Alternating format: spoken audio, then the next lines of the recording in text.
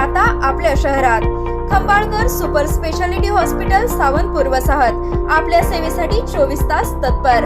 नवजात शिशु अतिदक्षता विभाग, अद्ययावत अतिदक्षता विभाग, अद्ययावत वंध्यत्व निवारण विभाग, व्हेंटिलेटर, सेंट्रल ऑक्सिजन, ॲम्ब्युलन्स सेवा, digital x-ray, pathology lab, pharmacy, सुसज्ज operation theatre, joint replacement, cashless insurance सुविधा, मुख्यमंत्री सहाय्यता निधीचा लाभ। खंबाळकर सुपर स्पेशालिटी हॉस्पिटल, संपर्क 880336।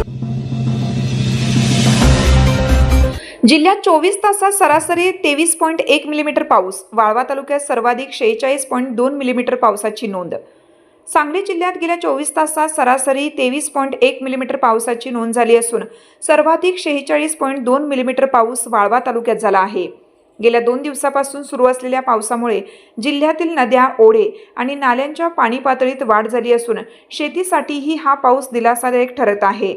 जिल्हा प्रशासनाने प्रसिद्ध केलेल्या आकडेवारीनुसार शिराळा तालुक्यात 33.4 मिलीमीटर, पलूसमध्ये 31 मिलीमीटर, कडेगावमध्ये 25.6 मिलीमीटर, मिरजमध्ये 23.1 मिलीमीटर, तासगावमध्ये 15.4 मिलीमीटर, कवठेमहांकाळमध्ये 12 मिलीमीटर, खानापूरमध्ये 10.1 मिलीमीटर, जतमध्ये 6.9 मिलीमीटर तर आटपाडी तालुक्यात सर्वात कमी 1.6 मिलीमीटर पावसाची नोंद झाली आहे।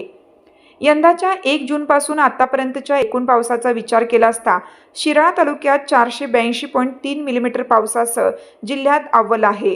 त्यानंतर Walwa 259.60 millimetre, Kadegaon 194.8 millimetre, Tasgaon 193.9 millimetre, Khanapur 187.3 millimetre, Palus 175 millimetre, Miraj 169.4 millimetre, Atpadi 150.1 millimetre, Jat 128.5 millimetre आणि कवठेमहांकाळ 108.6 मिलीमीटर पावसाची नोंद झाली आहे।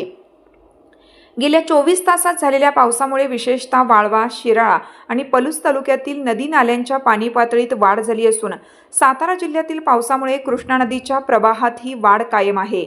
हवामान विभागाने पुढील काही दिवस जिल्ह्यात हलक्या ते मध्यम स्वरूपाच्या पावसाची शक्यता व्यक्त केल्याने नदीकाठच्या नागरिकांनी सतर्क राहण्याचे आवाहन प्रशासनाने केले आहे।